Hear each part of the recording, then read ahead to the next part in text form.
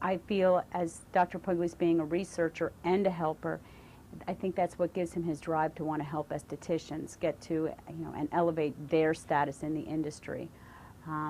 He is driven to help them understand the skin, because people, when they have skin conditions, they're either going to a dermatologist or they're going to an esthetician.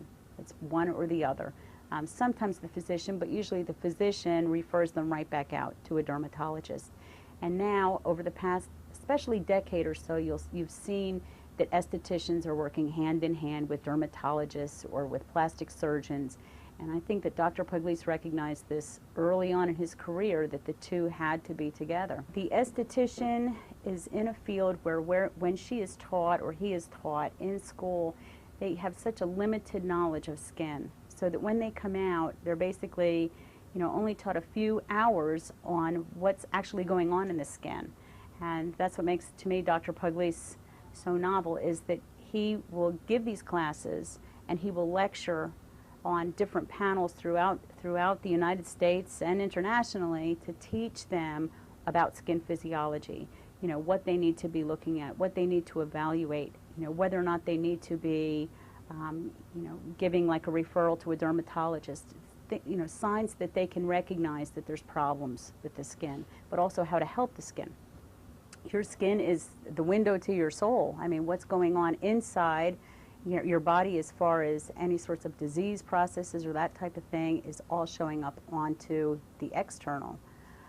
So, people with all sorts of disorders like acne, psoriasis, eczema, all those type of things, that's the first thing you see when you see the person lots of times, and it affects their self-esteem. So by somebody like Dr. Pugley's coming along and helping companies with treatment products and also treatment modalities, that certainly helps consumers in the long run, and with their product, with their appearance of their skin, but it also elevates their self-esteem.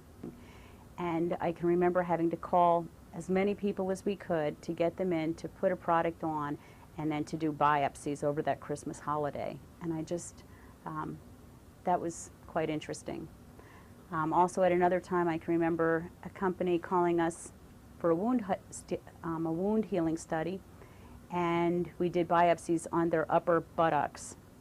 And we affectionately referred to it as the Heine study, because people would come in and drop their drawers, and we would be treating them and then measuring them via the ultrasound and with calipers, and that was fun. And throughout town now, walking in Burnville or throughout town, I'll see patients that came in and participated in those studies. He also was involved with Menon as their director, and we used to do sweat studies where we actually measured the deodorant capabilities, and we would do that by seeing how much people would perspire, measuring the pads underneath their arms and that type of thing. And we had sweatshirts lined up for these women that would come in and participate, and they would say, "I perspire for hire." So, I mean, those kind of things were fun.